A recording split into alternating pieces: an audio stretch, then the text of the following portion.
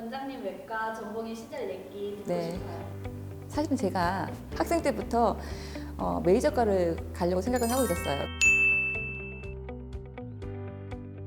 맨 처음부터 이렇게 외과를 가려고 했었던 건 아니고 처음에는 이제 소아과 지망을 했었거든요. 아무래도 이제 여자다 보니까 이제 아기자기한 소아과가 좀 더 맞을 거라 생각했었는데 생각외로 내가 그런 성격이 아니라서 좀 성격이 털털하신 분 선생님들하고 맞기도 하고 지금 와서 내가 이제 소아과 이렇게 지망이었다고 그러면은 아무도 안 믿죠. 네, 그리고 이제 의사가 됐으니 그래도 이제 좀 생명을 다룰 수 있는 그런 과를 좀 이제 원했기 때문에 마이너과보다는 이제 메이저과를 가야 된다고 생각을 했어요. 이제 외과를 응급실을 돌고 외과를 돌면서 외과에 대해서 이렇게 매력을 느끼기 시작했고 외과 전공의는 사실은 굉장히 힘들어요. 굉장히 힘든데 저희 때는 거의 일이 전부였죠. 일이 전부였고 외과를 많이 기피하죠. 왜냐면은 외과가 아무래도 이제 3D 업종, dirty, dangerous, difficult. 남들이 이제 기피하는 그런 업종이었거든요. 그 당시에는 소망 중에 하나가 좀 기절해서 어디 좀 퍼져서 2, 3일 정도 안 깨어났으면 좋겠다. 잠이 너무 부족해가지고 그리고 어디 좀 이렇게 평평하게 의자나 이제 침대 같은 것만 나오면은 자고 싶다는 생각을 많이 할 정도로 좀 많이 피곤했죠. 외과 전공의 때는 솔직히 말해서 이제 그냥 견디었던 것 같아요. 수술을 함으로써 이제 환자들이 좋아지고 물론 이제 제가 이제 전공이기 때문에 주가 돼서 수술을 하진 않겠지만 이렇게 교수님 도와서 수술도 하고 그 환자를 케어를 하면서 환자가 좋아져서 암 환자가 좋아져 나가고 이런 걸 보면서 생명을 다루는 과라 보니까 좀 뿌듯했던 것 같고 그리고 그런 게 없다면은 사실 견뎌낼 수가 없어요.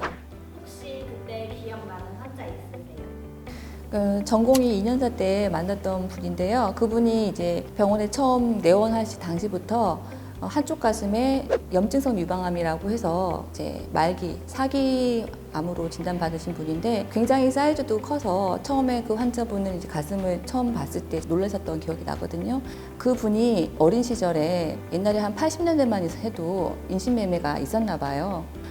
인신매매를 당해서 자기가 이제 아픈 게 있어도 이제 제대로 치료할 시기를 놓쳐서 그렇게 지내시다가 거기서 도망쳐서 나와가지고 그래서 이제 치료를 하러 오신 분이었어요. 그분의 히스토리도 굉장히 좀 독특했지만 일단은 환자분이 너무 불쌍한 거예요.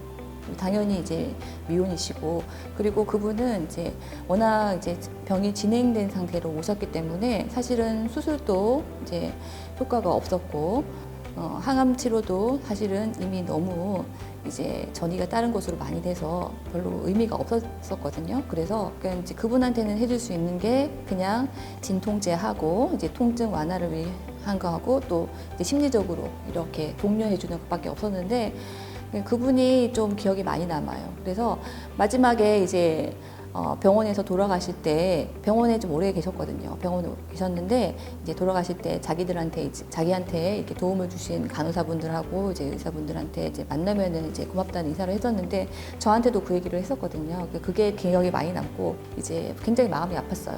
원장님 그러면 응급실에도 계셨었나요? 그럼요. 그때는 어떠셨어요?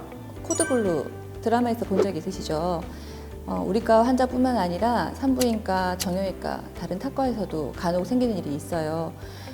그리고 뭐 응급실까지 그러다 보면은 거의 뭐 하루에 한 번 정도는 심폐소생술을 했었던 것 같아요. 실제로 응급실에서 심폐소생술이 해야 할 일이 생기면은 굉장히 전쟁터 같아요. 전쟁터 같고 바로 환자분의 목숨이 왔다 갔다 하는 거기 때문에 굉장히 응급 상황이고 그런 분이 들어오시게 되면은 이제 의사뿐만 아니라 간호사분도 해서 그 팀으로 같이 아주 이제 신속하고 원활하게 움직이거든요. 그래서 일단은 먼저 이제 환자분을 살리기 위해서는 일단은 뭐 기도 확보도 해야 되고 그리고 이제 심장을 뛸 수 있도록 해야 되고 그렇기 때문에 심폐소생술은 그 뭐 드라마에 나오는 것처럼 뭐 그냥 이렇게 하는 게 아니고 굉장히 힘을 많이 줘서 해야 돼요. 그래서 다시 말해서 갈비뼈 안에 있는 심장을 눌러가지고 심장이 뛰지 않는 거를 인위적으로 눌러서 피가 짜서 온몸을 돌 수 있게 해줘야 되기 때문에 이 갈비뼈가 몇 개는 부서져야지 이거를 누를 수 있겠죠. 인공호흡기 같은 거를 달 수 있고 어떻게든 심장을 뛰게 만든 다음에 이렇게 혈압을 이제 올려주고 해야 되는데 이 모든 프로세스들이 아주 이렇게 단시간에 정확하게 이루어져야 되기 때문에 아주 로봇처럼 계속 그게 훈련이 돼 있어야 돼요. 저는 이제 그런 거를 응급실과 또 그리고 중환자실에서 많이 트레이닝을 했기 때문에 그런 상황에 대해서 굉장히 익숙하다고 생각하시면 되시고요. 제가 외과 의사다 보니 그런 응급상황이 왔을 때 침착하게 잘 처리할 수 있는 것 같고요.